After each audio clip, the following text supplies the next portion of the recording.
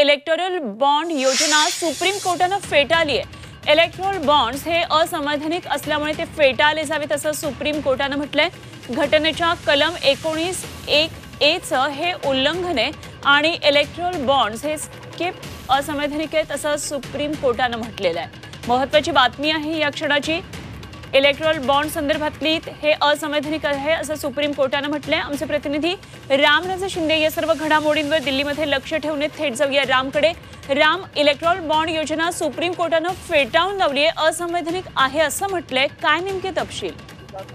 बिलकुल, कारण यामध्ये वेगवेगळ्या पक्षांना जो निधी मिळतो तर त्यामध्ये असमानता आहे आणि त्याच मुद्द्यावरून एकाच पार्टीला मोठ्या प्रमाणावर निधी मिळतोय अशा पद्धतीचे तक्रारी ज्या त्या समोर आल्या होत्या।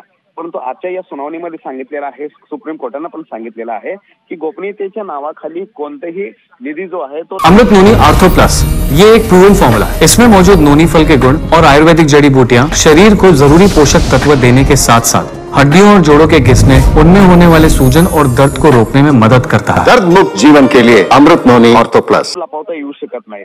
आणि SBI ला सुद्धा सांगण्यात आलेले आहे की राजकीय पक्षांना जे इलेक्ट्रोल बॉन्डच्या द्वारे जेवढा निधी दिलेला आहे तर त्या निधीची माहिती सुद्धा इलेक्शन कमिशनला देणं बंधनकारक आहे। त्यामुळे इलेक्शन कमिशनला SBI ही माहिती देणार आहे आणि SBI इलेक्शन कमिशन जे आहे, निवडणूक आयोग जे आहे ते 31 मार्च पर्यंत ही सर्व माहिती जी आहे ती वेबसाईटवर टाकणार आहे।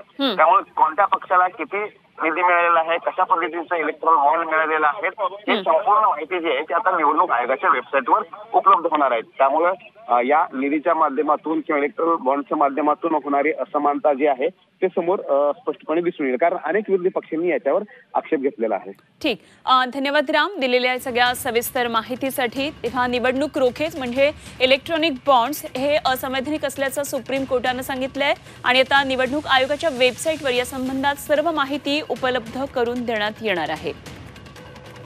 सुप्रीम कोर्टामध्ये 8 वर्षांपासून अधिक काळापासून हे प्रकरण सगळं प्रलंबित होतं आणि 2024 मधल्या लोकसभा निवडणुकांवर सुद्धा याचे परिणाम होऊ शकतात असं म्हटलं जात होतं। त्यामुळे आजच्या या सुनावणीकडे सगळ्यांचं लक्ष होतं।